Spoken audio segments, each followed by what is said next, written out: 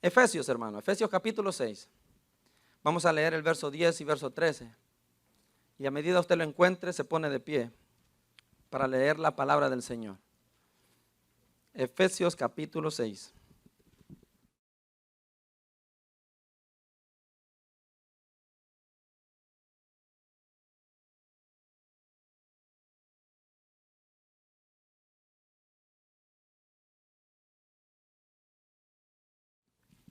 Efesios 6:10. Mientras todos nos separen, pues entiendo que no lo han encontrado y no comenzamos.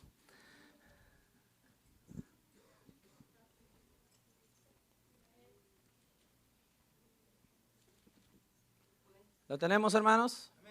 Verso 10. Por lo demás, hermanos míos, fortaleceos en el Señor y en el poder de su fuerza, vestíos de toda la armadura de Dios, para que podáis estar firmes contra las acechanzas del diablo. Porque no tenemos lucha contra sangre y carne, sino contra principados, contra potestades, contra los gobernadores de las tinieblas de este siglo, contra huestes espirituales de maldad en las regiones celestes. Por tanto, tomad toda la armadura de Dios, para que podáis resistir en el día malo, y habiendo acabado todo, estad firmes. Vamos a orar.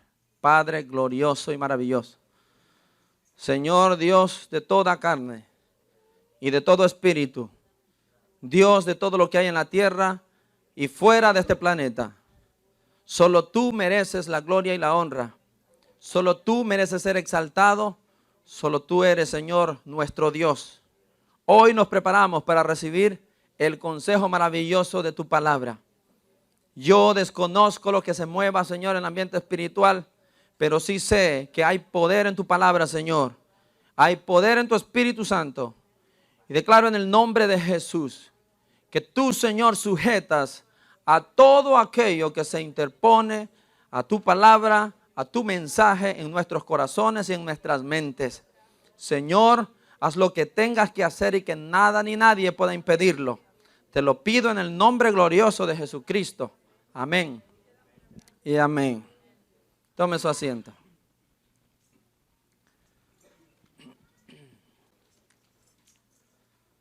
El mensaje para hoy lo titulé Una lucha, una armadura.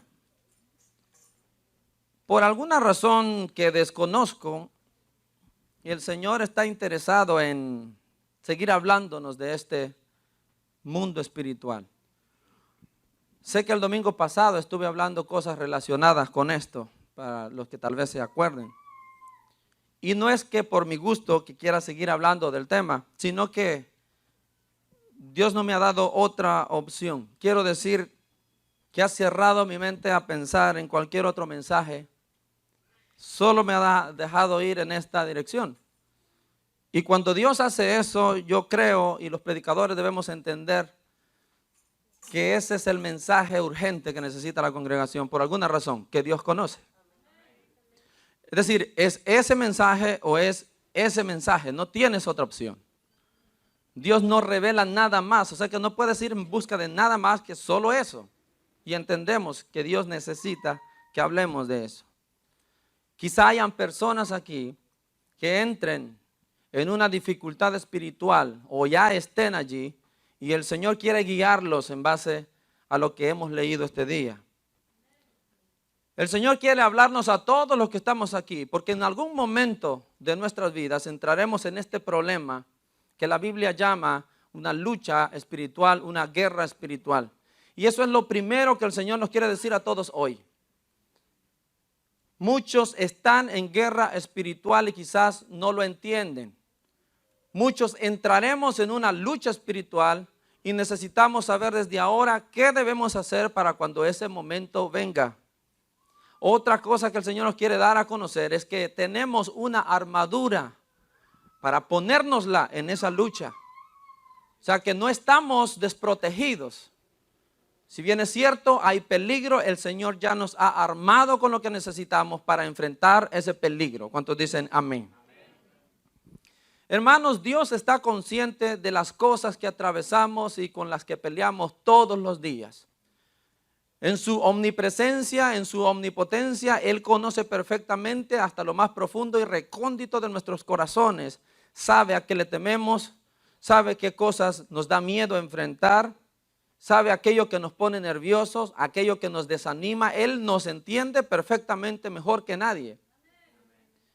Y Él tiene una solución para cada ataque que el maligno planee en contra de nosotros. El verso que acabamos de leer dice que Satanás no deja de acecharnos.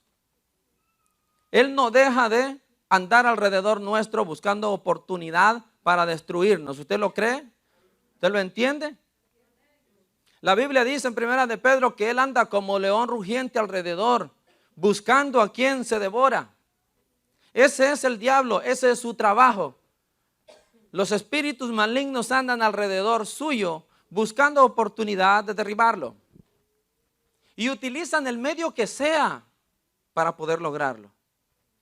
Lo que sea que funcione. Apenas ayer Israel fue bombardeado sorpresivamente por un grupo terrorista llamado Hamas. Y son cientos de personas las que han muerto y miles los que están heridos, y el conteo sigue hacia arriba. Es increíble, cuando yo veía esta noticia me ponía a pensar cómo este grupo terrorista, que es mucho más pequeño y que realmente es débil en comparación a la armada israelí, no se dan por vencido en lo absoluto. Son años, décadas, que este grupo no se da por vencido en atacar a Israel, y su idea es acabar con Israel. Ellos lo dicen públicamente. Este grupo de personas, no crea usted que busca derribar al ejército israelí. Ellos ponen como blanco a los ciudadanos israelíes, porque su deseo es exterminar a todo ciudadano israelí. Más de 5,000 misiles han sido lanzados como nunca. Bueno, ya como hace de 50 años para acá, nunca había habido un ataque como que se dio el sábado. Israel se declaró en guerra formal. Oremos por la paz de Jerusalén, porque eso dice la palabra de Dios. Pero aprovechando este ejemplo, que justamente va con lo que hoy vamos a hablar, yo me ponía a pensar, así es el diablo, así son nuestros enemigos. Ellos nunca dejarán de atacarnos. Nunca firmaremos la paz con ellos. Y así como ese grupo minoritario es más pequeño que el ejército israelí, hermano, también nuestros enemigos están en desventaja con nosotros. Usted dirá, ¿en serio? Sí, la desventaja la tienen ellos. Nosotros tenemos ventaja sobre ellos. Es la verdad. Pero eso no quiere decir que ellos van a parar de atacarlo. Eso no quiere decir que ellos no van a reintentar, como hablábamos la vez anterior, a volver cada vez. Lo van a hacer. Y lo van a hacer de sorpresa, así como lo hicieron con Israel el sábado. Es una guerra que no acaba sino hasta que usted se va de esta tierra. Todos nosotros debemos estar conscientes de esto. La Biblia dice que tenemos una lucha espiritual. Enemigos que no cesan de atacarnos. Y lo único que hay en sus mentes es nuestra destrucción. Nada más que eso. Nosotros, hermanos, debemos enfrentarlos. Y no solamente enfrentarlos, debemos vencerlos. Podemos hacerlos en el nombre del Señor Jesús. El verso 12, Pablo habla de esta lucha y dice que no tenemos lucha contra sangre y carne, sino dice contra principados, contra potestades, contra los gobernadores de las tinieblas en este siglo, contra huestes espirituales de maldad en las regiones celestes. En primer lugar, Pablo describe a nuestros enemigos como el Señor Jesús lo hizo. Él los describe como espíritus que no tienen cuerpo de carne y hueso como nosotros. Son seres espirituales que se mueven en un mundo espiritual que nosotros no vemos, pero que sí tienen influencia sobre nuestro mundo natural. Ellos se mueven en un mundo espiritual, pero se meten a este mundo natural y hacen su trabajo para poder destruirnos. Lo hacen a través de gobiernos, lo hacen a través de las personas más cercanas a nosotros, lo hacen a través de las enfermedades y aún hasta por medio de nuestros sueños. Ellos tienen la capacidad de manifestarse en nuestro mundo, usando el cuerpo de quien sea, usando el recurso que sea para poder destruirnos. En segundo lugar, Pablo dice en ese verso que son un ejército con una jerarquía bien organizada. Y él comienza diciendo, son principados. Y esta palabra, hermano, para principados, habla del primero, es decir, del que tiene prioridad por estar delante de los demás. O sea que hay espíritus con una autoridad superior a los demás. Primeros en autoridad, los que Pablo llama los principados o los primeros, los más importantes. Este es el nivel más alto dentro de los escuadrones de Satanás.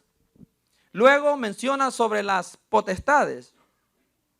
Y esta palabra habla de un poder otorgado, una autoridad delegada para actuar en determinada jurisdicción.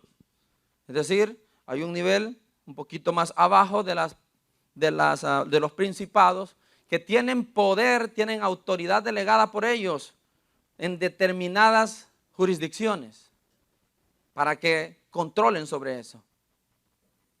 Colosenses 2:15 nos da un mensaje de alegría y de esperanza para todos nosotros. Porque ahí es donde justamente la palabra de Dios dice que estos principados, recuerda, y las potestades fueron exhibidas públicamente triunfando el Señor Jesús sobre ellas en la cruz. O sea que usted no debe temer, hermano. No debemos entrar en pánico cuando hablamos de ellos. Ellos pueden tener mucho poder, pero la Biblia dice que aún desde el más grande hasta el más pequeño ya fue vencido en la cruz. Cuando dicen gloria a Dios por eso.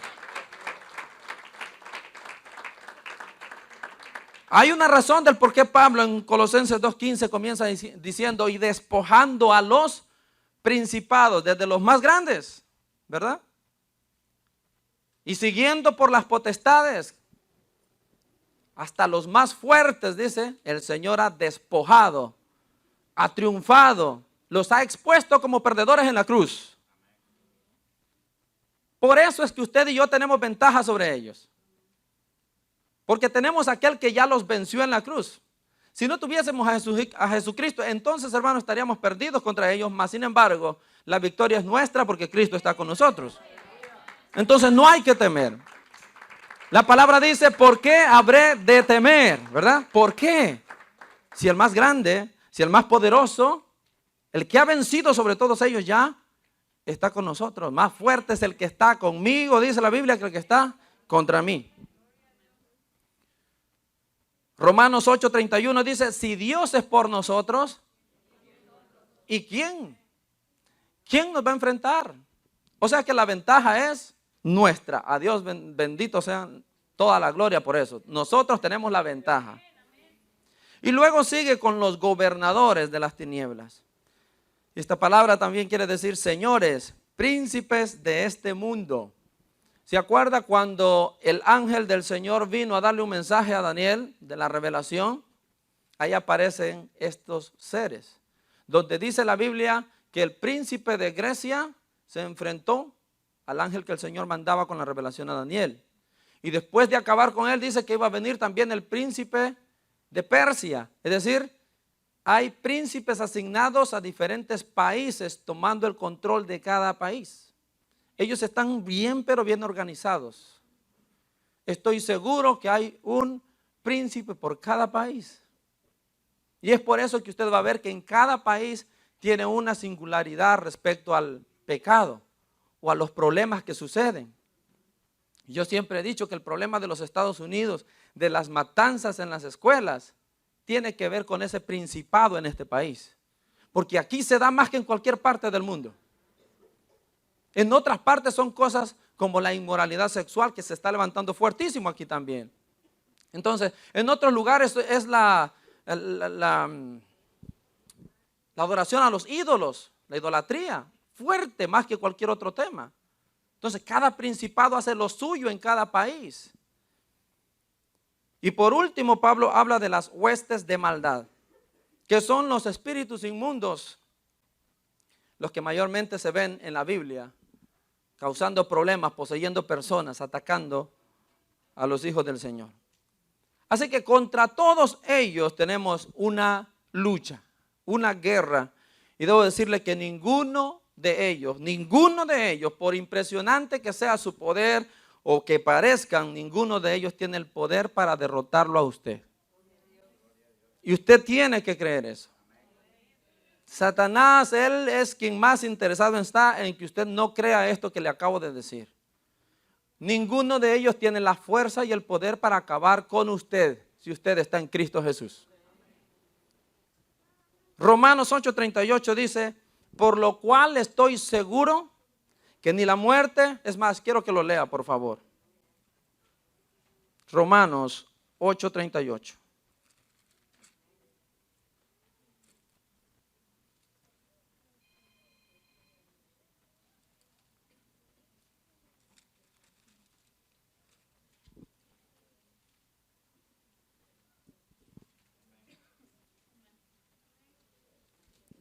¿Lo tiene? Y quiero que todos lo lean para que vea esto que estamos hablando. Ninguno de ellos tiene el poder para detenerlo a usted en el camino de la fe.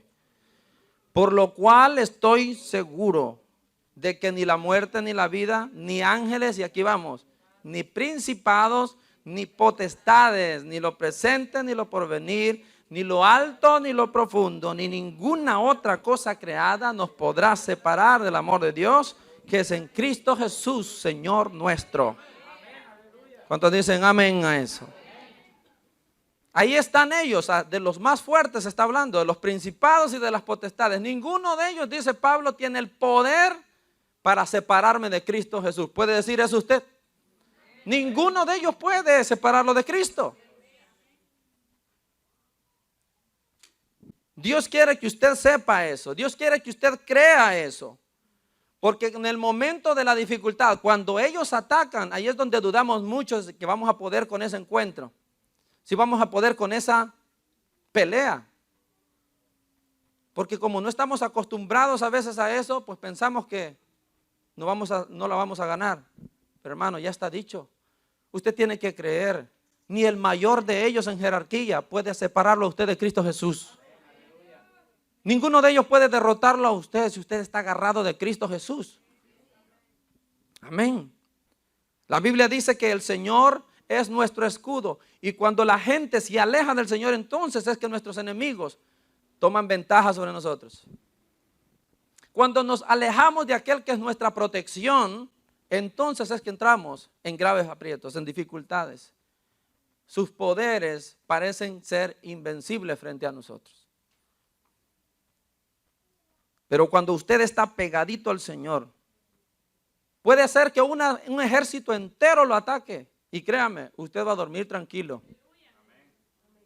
Puede ser que un ejército entero lo ataque, mi hermano, y créame, usted va a comer en paz. Usted va a caminar seguro. Porque Dios es su defensa, Dios es su escudo.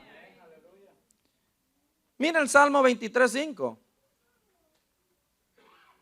Ahí dice algo maravilloso, que forma parte de esa protección gloriosa y maravillosa del Señor.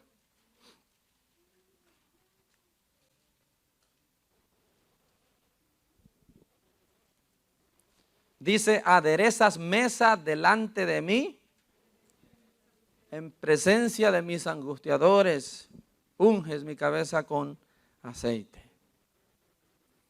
Mire qué maravilloso. La Biblia dice, aunque usted esté rodeado de enemigos, el Señor aún ahí le prepara a usted una mesa, mire, para que usted coma tranquilamente.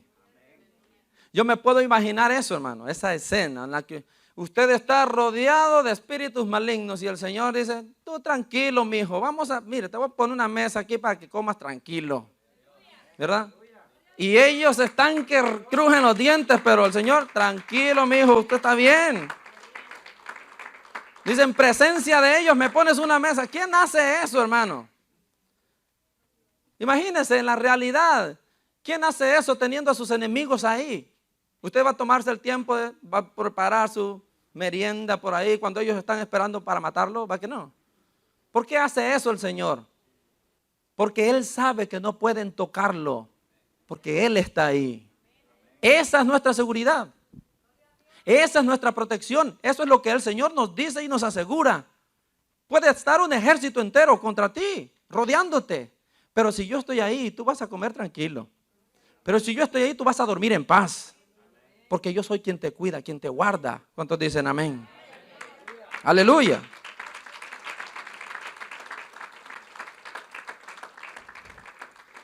Era costumbre oriental que cuando una persona era invitada a la casa de alguien, el anfitrión era responsable de su seguridad.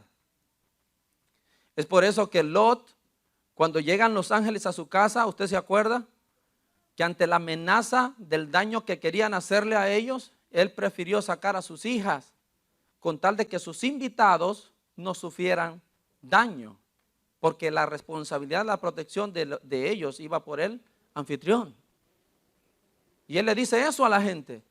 ¿Cómo le van a hacer eso a las personas que han venido bajo mi techo? ¿Recuerda? Es decir, yo soy responsable de ellos. No hagan esto. Mejor les doy a mis hijas, pero no dañen a los invitados que tengo en casa. También era costumbre que cuando alguien llegaba a su casa, pues usted los ungía, dándole a conocer, usted es especial para nosotros. Su presencia es importante para nosotros. ¿Recuerda cuando Jesús entró a la casa de aquel fariseo Simón? Le reclamó de que él no hizo eso con él, no lo ungió. Porque Simón no consideraba a Jesús importante, esa es la verdad. No lo consideraba digno de que se le ungiera la cabeza, porque para él era como alguien menos que un maestro. Porque a un maestro se le hacían todos esos honores, pero Jesús no lo recibió. Y Jesús lo reclama y le dice, ¿por qué no hiciste eso conmigo? Eso daba a conocer la importancia que este hombre le dedicaba a Jesús. Entonces, cuando vemos esa escena en la que el Señor está preparándonos mesa, en la que el Señor nos unge, como dice ese verso, vemos a Dios diciéndonos, cuando tú estás en mi presencia, yo soy responsable de tu seguridad. Cuando tú estás en mi presencia, yo soy responsable de tu provisión. Cuando tú estás en mi presencia, yo soy responsable de cuidarte, de protegerte, porque tú eres especial para mí. Porque tú eres importante para mí. ¿Cuántos dicen amén? Sí. Recuerde, estamos en una lucha espiritual. Pero la Biblia dice también que en medio de esa lucha tenemos una armadura para poder usarla en esa lucha. Mire el verso 11 de Efesios capítulo 6.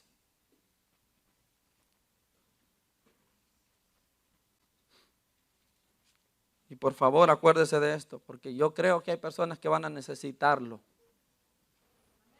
Y Dios de antemano me está diciendo qué debemos hacer.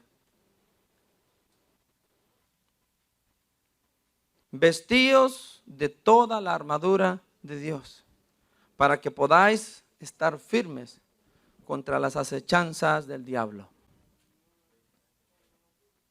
¿Lo entendimos, hermano?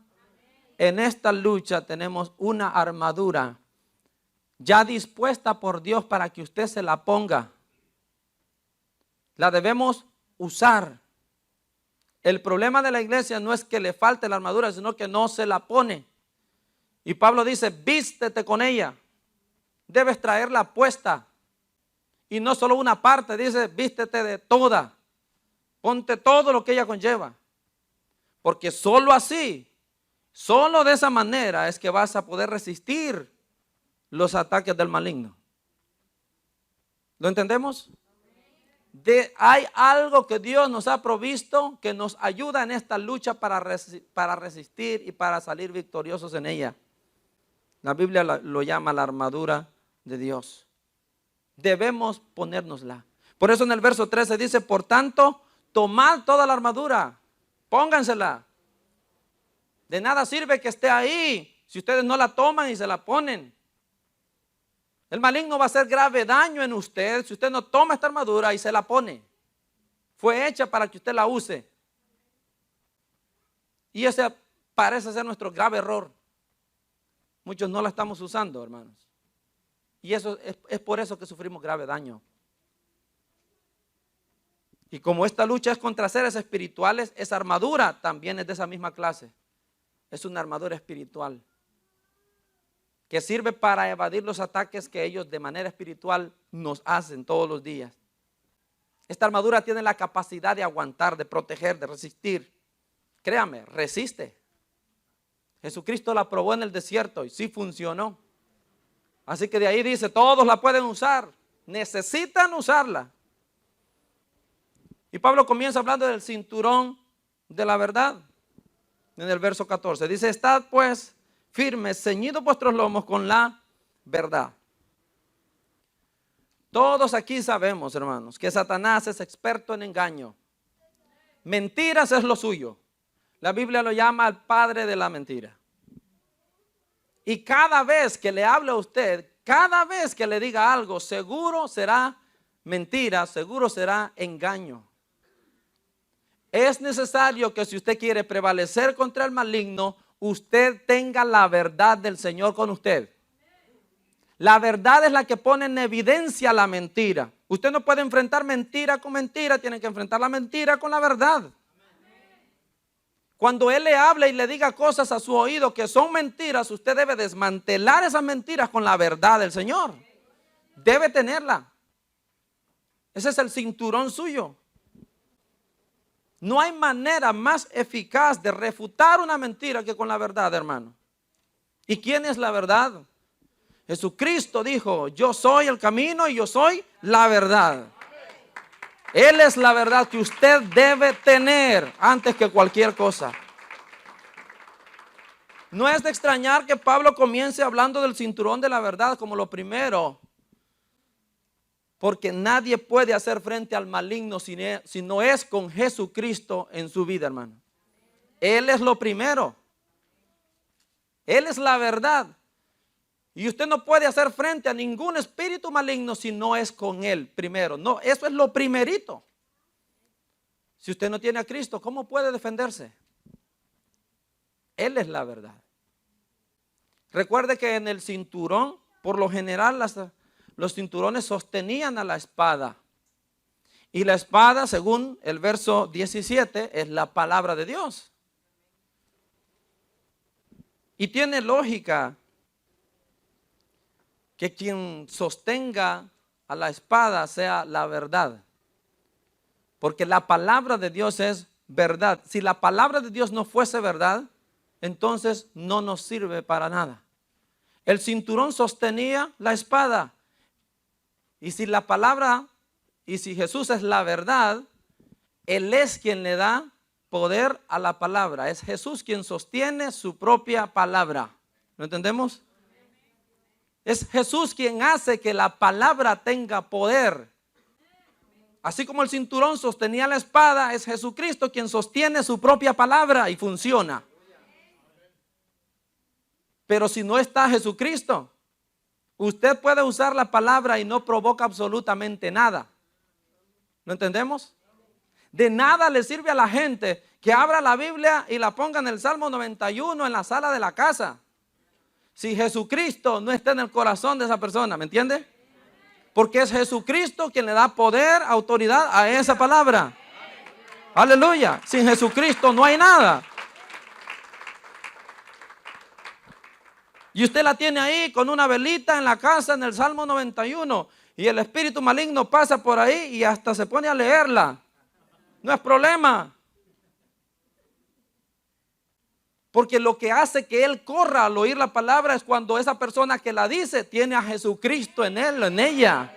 Ahí sí causa efecto. Él no vaya a creer que usted que él le tiene miedo a leer la Biblia. Él la lee. Es más, hasta se la memoriza.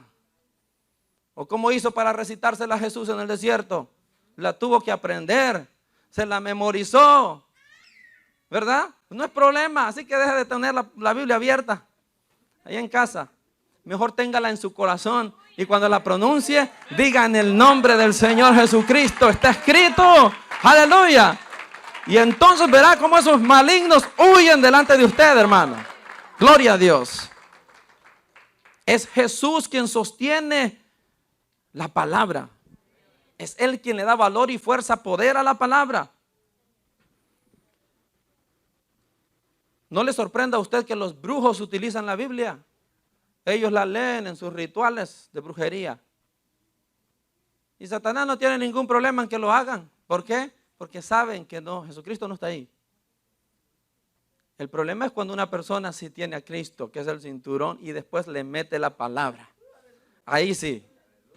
Esa persona sí es peligrosa para el diablo. Porque tiene aquel quien activa el poder de la palabra.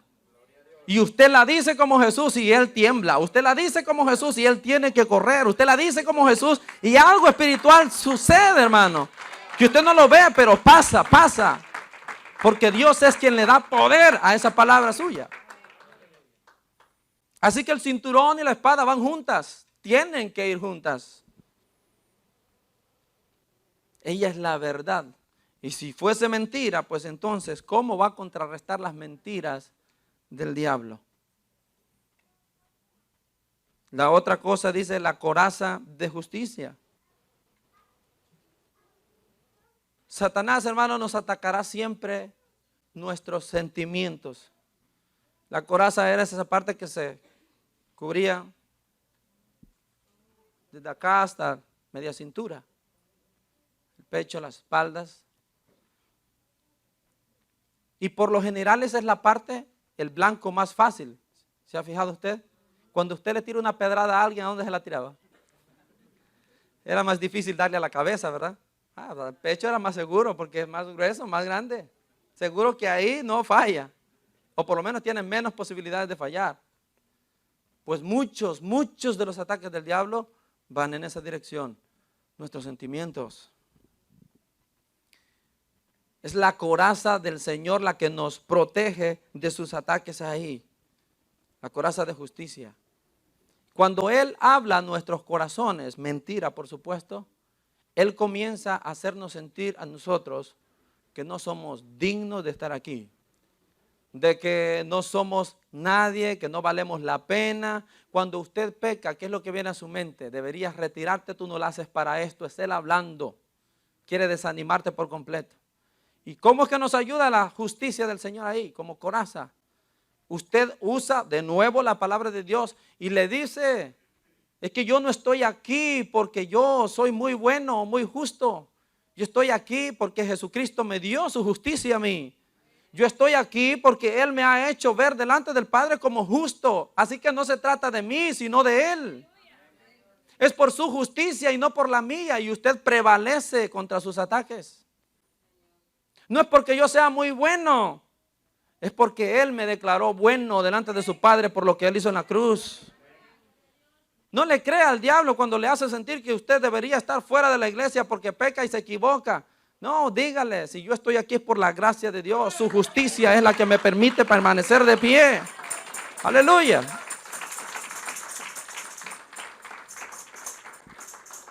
Luego habla del apresto del evangelio como el calzado. Y esto es vivir testificando de Jesús a cuanto usted conozca, mi hermano. Estos son sus zapatos, lo que le cubre sus pies. Esto evita que usted camine en otra dirección que no sea la de predicar el evangelio en el mundo. ¿Lo entendemos? Y yo he visto que estos calzados y pocos se los ponen. Solo son unos cuantos los que están dispuestos a hablar de Cristo. Así que las grandes mayorías andan descalzos espiritualmente. Ay, hermano. Y a usted le consta que cuando uno camina descalzo no puede caminar grandes distancias. En su momento tendrá que parar.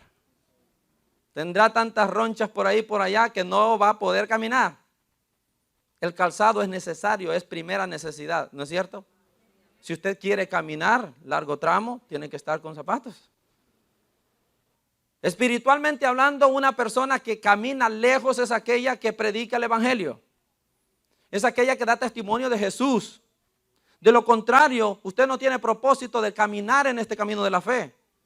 Uno camina en el camino de la fe dando a conocer quién es Cristo a la gente. Predicando a Cristo a las personas. Eso hace que usted no camine en otra dirección. Usted va caminando a donde debe caminar.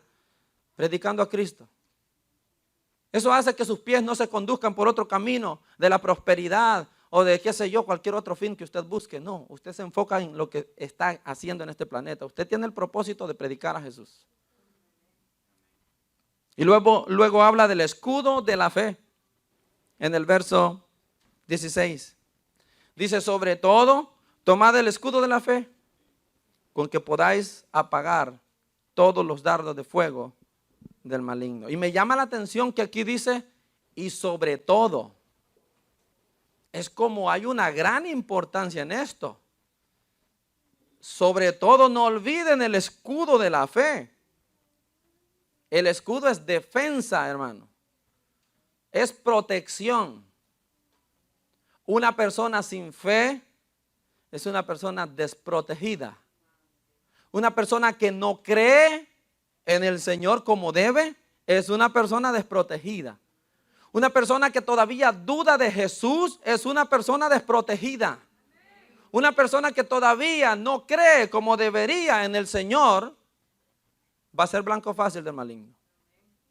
Es la fe, el escudo que te protege de los dardos de fuego del maligno. Él no se cansa de estar lanzando flechas de fuego, hermano. Las seguirá lanzando mientras usted viva. Y usted debe usar la fe para repeler todos esos ataques. Todas esas cosas que van dirigidos hacia usted diciéndole que Cristo lo ha dejado solo en sus problemas. Ahí es donde usted usa la fe. No, yo creo que Él no me ha dejado. Y esa fe repele ese dardo de duda. Porque eso es lo que suele hacer Él. En nuestras dificultades aprovecha para lanzarnos dardos que van impregnados con veneno para que usted se retire. Es ahí donde usamos la fe. La Biblia dice que sin fe es imposible agradar a Dios. Y sin fe es imposible repeler los ataques del diablo. La gente debe creer en su Señor para permanecer de pie. Es necesario, dice, que el que busca a Dios sepa que le hay, que Él está ahí. Si dudamos de Cristo, si dudamos de su palabra, si dudamos de su amor, si dudamos de su poder, todas estas son áreas que el diablo siempre atacará y le mandará dardos a usted para que usted entre en duda. Y una vez que usted le da cabida a la duda en su mente y en su corazón, es seguro que saldrá del camino. Si usted quiere prevalecer contra los espíritus malignos, tenga fe en el Señor. Recuerden, no nos movemos por vista, sino por fe. Así. El justo por la fe, ¿lo ve? Es por fe, creyendo en Cristo. No porque veamos o no veamos, creemos. Y eso nos permite permanecer de pie. Gloria a Dios. El yelmo de la salvación. El yelmo sobre la cabeza. Y la cabeza, que es lo más importante del cuerpo. Por lo general es lo que más protegemos, ¿verdad? Cuando usted va a caerse, es como una reacción automática. Busca cuidarse su cabeza. Porque de ahí viene pues el control, las órdenes. Y Satanás sabe muy bien que en su mente se deciden todas las batallas. Y él va a lanzar ahí, a su entendimiento, cosas que lo perturben, cosas que lo confundan. Y de esa manera usted comience a tambalear como Pedro al caminar sobre las aguas. La salvación es ese casco en nuestra cabeza espiritualmente hablando. ¿Por qué? Porque la salvación es, usted debe estar seguro de que es salvo. Cuando Satanás ataca su mente, lo ataca haciéndole creer que usted quizá no está listo, que usted todavía le falta mucho. Y usted debe estar seguro de su salvación. Usted debe contrarrestar eso con la seguridad de que Cristo ya lo salvó a usted. ¿Cuántos salvos hay aquí? Cuando una persona duda, ¿será que si me muero me voy con Cristo o no? no tiene puesto el yelmo. Y si te vas ahora, la verdad es que yo no sé, Dios en su misericordia, no te has puesto el yelmo, no tienes seguridad de salvación. Yo debo estar seguro hoy por hoy que si ahora es mi último suspiro, me voy con Cristo. Usted debe estar seguro que si algo pasa con usted este día, usted se va con el Señor. De lo contrario, anda con la cabeza descubierta, mi hermano. Protéjase. Algo que debemos ver aquí es que una vez terminada la armadura, Pablo habla de otra arma que debemos usar y dice que debemos usarla siempre. Y esto ya va un poquito afuera de la armadura del Señor. Mira el verso 18. Y quiero hablar un poquito de eso. Que usted ya sabe qué es. Orando en todo tiempo,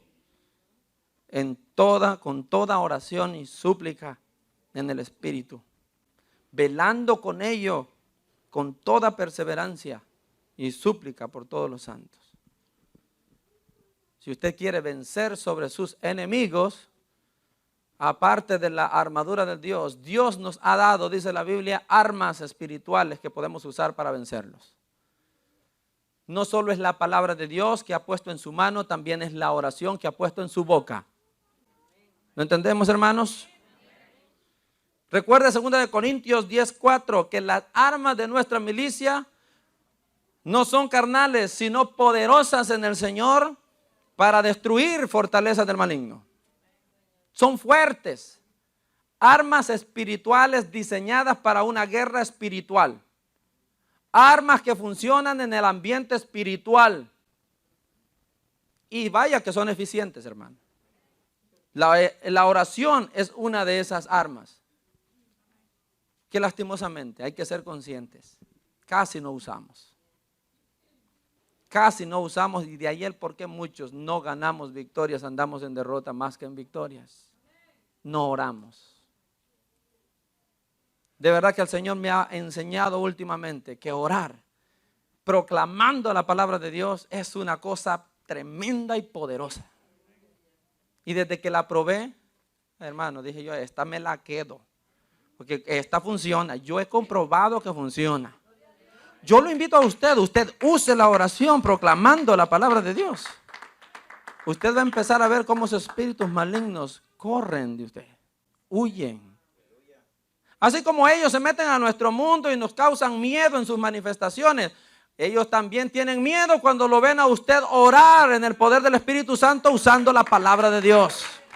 Ellos también corren, hermano. Si alguien dijo que ellos no tienen miedo, sí tienen miedo. Tienen miedo a personas que utilicen estas armas diseñadas por Dios contra ellos. Tienen miedo de eso. Ellos corren a esto. Cuando me suele pasar, y lo digo varias veces, cuando estoy en sueños y ellos comienzan a molestar, ya sé qué tengo que hacer. Ya sé cuál es el remedio. Por eso le digo, funciona. Cuando por ahí tenga pesadillas y demonios que no se quieren sujetar en sus sueños, tírese de rodillas y proclame: el Señor ha vencido en la cruz sobre todos ustedes, y dígalo en voz alta y verá cómo se van de ese lugar. Hace 3 días lo tuve que volver a hacer otra vez, porque como le digo, ellos vuelven. No crea que usted se va a deshacer de ellos para toda la vida. Usted los echa y después van a volver de nuevo, y después lo tienes que volver a echar y van a volver de nuevo, y así es. Esto es una lucha constante. Por eso Pablo dice: orando sin cesar, continuamente. No puedes parar de estar haciendo esto. Y es increíble, yo le decía a mi esposa, es increíble cómo una oración, le digo, hace que estos demonios se vayan. Porque ella pues vio que me desperté y le digo, voy a orar, le digo. Me puse a orar y a reprender en el nombre de Jesús, diciendo esos versos que acabamos de leer en voz alta. Hermano, me acosté, 0 problema. Es que funciona, y esta no es la primera vez que me pasa. No crea que es una vez, 2, 3 veces, 5 veces. Muchas veces.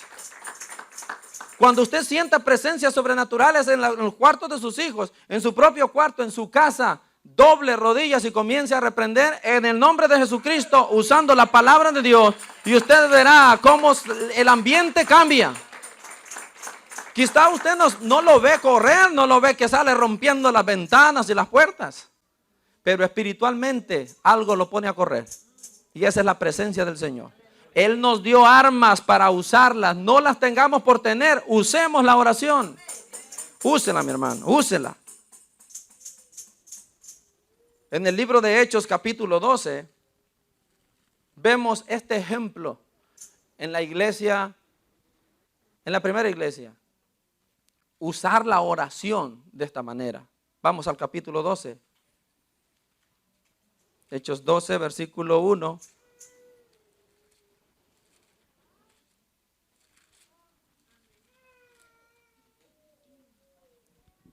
Ojalá más de alguno de aquí se vaya convencido que puede usar la oración para lo que sea. Y la use de verdad, se atreva a usarla. Hechos 12, verso 1. Dice que en aquel mismo tiempo el rey Herodes echó mano a algunos de la iglesia para maltratarles. Y mató a espada, dice a Jacobo, el hermano de Juan. Y viendo que esto había agradado a los judíos, procedió a prender también a Pedro. Eran entonces los días de los panes sin levadura. Y habiéndole tomado preso, le puso en la cárcel, entregándole a 4 grupos de 4 soldados cada uno, para que lo custodiasen. Y se proponía sacarle al pueblo después de la Pascua. Así que Pedro estaba custodiado en la cárcel, pero la iglesia hacía sin cesar. ¿Lo leyó? ¿Qué estaba haciendo la iglesia? La iglesia hacía, como dice Pablo, oración sin parar por él. ¿Lo ve? Y cuando Herodes dice le iba a sacar aquella misma noche, estaba Pedro durmiendo entre 2 soldados, sujeto con 2 cadenas. Y los guardas delante de la puerta custodiaban la cárcel. O sea que no había manera de escape. Y aquí que se presentó un ángel del Señor y una luz resplandeció en la cárcel.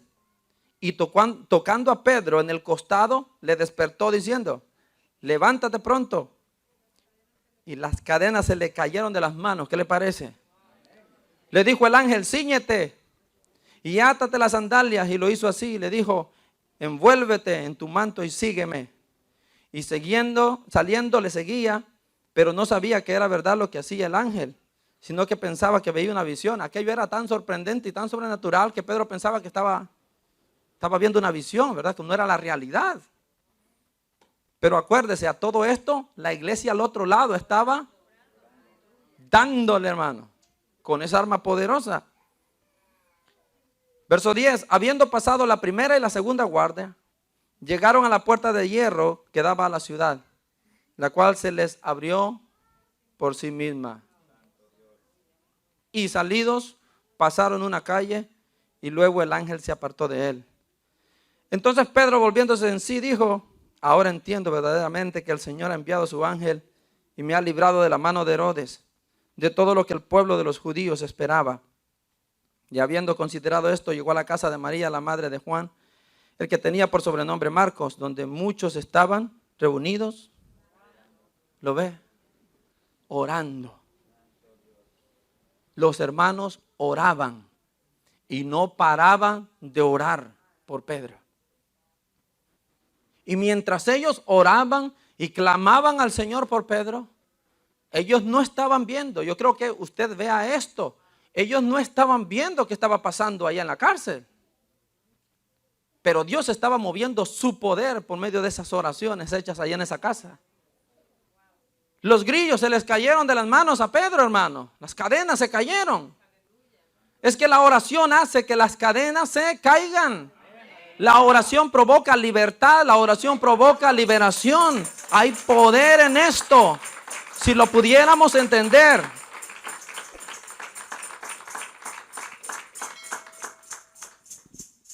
Pero entendieron los hermanos de la iglesia primitiva que este era el método a usar. Que esta era la arma correcta que debían usar para este problema. Entendieron lo que dice Pablo, nuestras armas no son carnales, sino poderosas en Dios para destruir fortalezas. Si no lo hubiesen entendido, hubiesen agarrado un tumulto de gente y vamos a sacar a Pedro como sea de esa prisión, ¿verdad? Vamos a conseguirnos a unos 300, 500 personas y vamos a ir a sacar al hermano Pedro. No, esa no fue la solución de la iglesia. Entendieron que su lucha no era contra los soldados romanos. Entendieron que su lucha no era contra Herodes. Entendieron que habían seres que estaban controlando a Herodes y a esos debían atacar. Y contra ellos no se iban a ir con la espada, se iban a ir con oración, hermano. ¿Lo ve? Y toman la oración y comienzan a pelear, comienzan a guerrear de esa manera y Dios comienza a hacer algo en el mundo espiritual. Las cadenas cayeron, el hombre comenzó a caminar hacia afuera guiado por el ángel del Señor. Las puertas se abren porque cuando usted ora las puertas también se abren. Hay poder en esto, hermanos. Es maravilloso ver estas escenas. Pareciera que Dios hizo que este hombre fuese invisible a los ojos de todos estos que lo vigilaban. Porque eran 4 grupos de 4 personas, era bastante gente. Y ninguno de ellos se dio cuenta que salió el hombre. Nadie. Tristemente todos murieron. Porque este hombre se escapó. Pero eso nos habla de lo que puede suceder espiritualmente cuando hay personas que claman al Señor en oración. Y otra cosa que usted debe ver es que Pedro ya va en camino hacia donde están los hermanos y ellos todavía están orando. No han parado. Hasta que toca la puerta, ¿verdad? Y le dice, soy yo. Y la hermanita que abre dice, no puedo creer. Y ni le abrió, sino que salió a decirle a los hermanos que están orando. Pedro está allá afuera. Y alguien dice, no puede ser. ¿Cómo que no? Si estaban orando. Y sí, era Pedro. Increíblemente Dios lo había liberado, Dios lo había sacado por medio de esa oración ferviente que estaban haciendo allí. Aleluya, hermanos, Dios es poderoso, nos ha dado armas poderosas. Úselas, úselas en defensa de su familia, úselas en defensa de su esposo, úselas en defensa de su esposa, úselas en defensa de sus hijos. Cúbralos, como solemos decir, con esa oración. Usted desea que uno de sus familiares sea liberado. La oración es su solución, hermano. Pero note, nosotros oramos un mes y como no vemos que nada pasa con aquel que está en cadenas, desistimos. No, ahí vemos que estos no paran hasta que llega Pedro. Eso te da un gran mensaje. Usted no debe dejar de orar hasta que se conceda aquello que usted está pidiendo. Usted debe seguir orando hasta que el Señor dé aquello que usted está pidiendo. No puede parar. Por eso Pablo dice, constantemente, siempre, siempre. Pero nosotros no vemos qué pasa en el ambiente espiritual y como no vemos nada, entonces un mes y no ha pasado nada, ya dejé de orar. 2 meses, ya dejé de orar. Si usted es un hijo de verdad, auténtico de Dios, no hay oración que usted haga que no sea escuchada o que sea en vano. Ni una sola. Jóvenes, agárrense de estas armas que el Señor les da. Que nada les haga pensar que ustedes como son jóvenes, el diablo no los va a atacar, porque él no hace diferencia con nadie. Ustedes también tienen que tomar las armas que el Señor les da. Y si alguno no está acostumbrado a orar, joven, tienes que comenzar a orar. Si alguno no está acostumbrado a pedirle al Señor que Dios lo guarde, que Dios lo libre del peligro. Si alguno no está acostumbrado a reprender espíritus malignos, comience a hacerlo. Jóvenes, necesitamos jóvenes que se paren y que comiencen a reprender en el nombre del Señor. Que no estén esperando que su mamá, que su papá ore, interceda por ellos. Usted ya está grande, comience a decirle al Señor, yo he creído como mi papá te creyó, yo he creído como mi mamá te creyó, yo sé que tú eres real y yo creo en ti, Señor. Que algo comience a suceder. Necesitamos orar. Necesitamos clamar al Señor por nuestras familias. Satanás está tomando ventaja demasiado en muchos matrimonios, en muchos hijos. Y todo es porque nosotros no hemos hecho lo que teníamos que hacer desde el principio, cuando inició el ataque, cuando inició la batalla. Necesitamos, hermano, tomar las armas espirituales. La Biblia dice que Dios está atento a los justos. Y su oído está atento al clamor de ellos. No hay oración que usted haga que Dios no oiga. No hay oración que usted haga que diga fue un desperdicio de tiempo. No hay, hermano. Dios oye. Usted, su deber es continuar orando, continuar pidiendo. Y Dios ya le concedió eso. Bueno, pues ahora pida por otra cosa y siga intercediendo, siga clamando. Usted no puede parar de orar.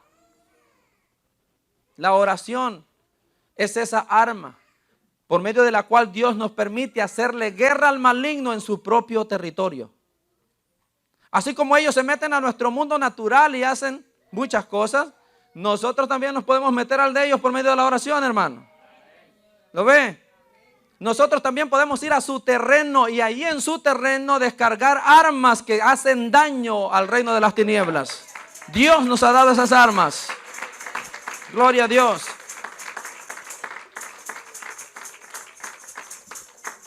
Para ir terminando, Hechos 16:25. Una experiencia parecida con Pablo y Silas, que usted ya conoce, en la prisión también.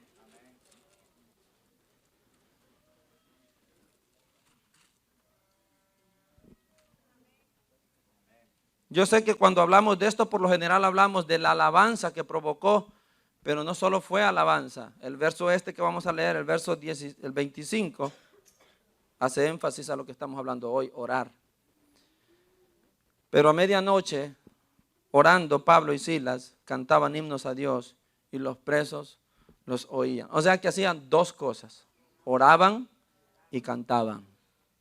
Pero la oración no faltó tampoco en esta liberación, ¿lo ve? Y cada vez que vemos como necesidad de liberación, siempre hay oración.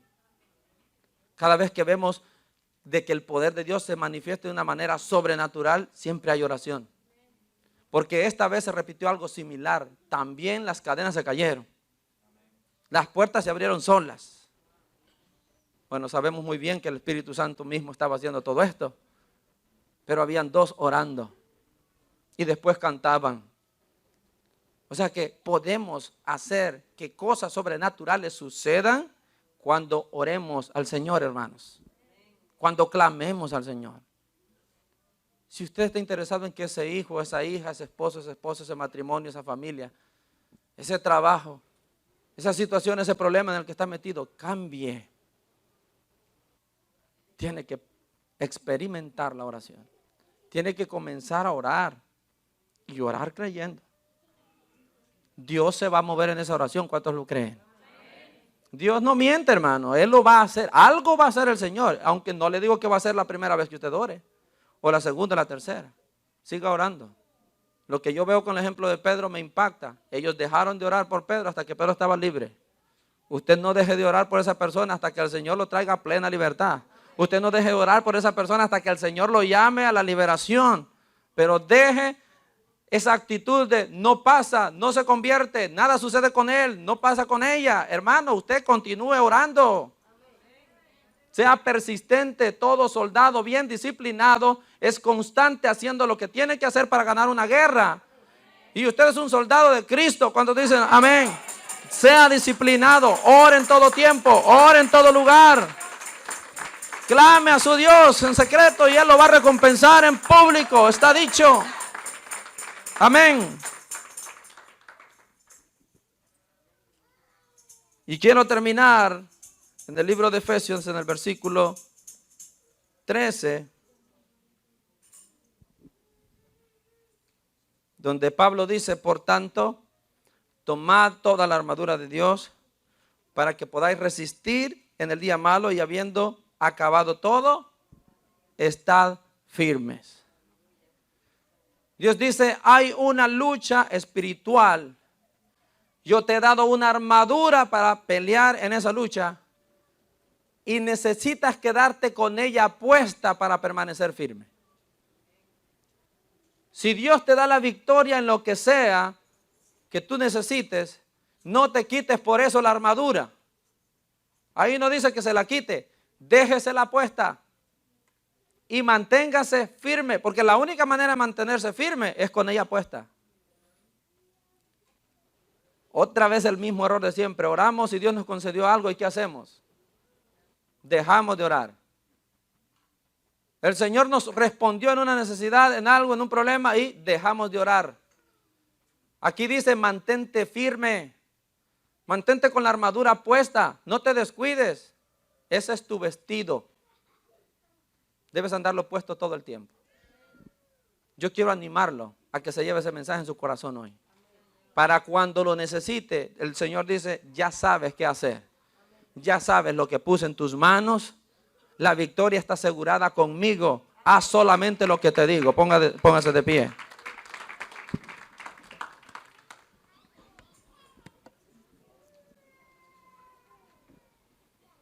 Señor, Señor, gracias porque nos has dado, Señor, lo que necesitamos para vencer. No somos perdedores, somos ganadores en Cristo. Mira a mis hermanos, Señor, que tienen necesidad ahora mismo. Aquellos por los que has traído este mensaje, Señor, para decirles qué deben hacer en esa lucha espiritual. Por favor, yo te suplico que se pongan la armadura, Señor. Despierta nuestros corazones para poder hacer lo que tenemos que hacer. Quiero llamar a todo aquel que está aquí que no tiene todavía el beneficio de la armadura de Cristo. Venga. Venga a los pies del Señor. Y Él también le va a dar a usted la misma armadura para que usted esté a salvo de los ataques del maligno. Amigo o amiga que está aquí, entréguele su vida al Señor Jesús. Y así entenderá que está protegido, está salvo en las manos de Cristo. De lo contrario, créanme, esos demonios que andan alrededor suyo, que no le permiten tener paz y tranquilidad, esos demonios que tienen en esclavitud a su familia, no dejarán de causarle el mismo daño. Dios dice, ya te dije qué debes hacer. Entrégame tu vida. Yo quiero cambiar tu matrimonio, yo quiero cambiar tu casa, tu familia. Ven a mí. Yo te protegeré. Yo voy a correr con tu protección. Tu seguridad va a ser mi responsabilidad ahora. Ven a mí. Yo quiero protegerte. Yo quiero cuidarte. Si alguno quiere tomar esa decisión hoy, venga a Cristo Jesús. No necesita venir hasta aquí, solo levante su mano y oramos por usted. Le digo, ¿qué gana usted rechazando a Cristo?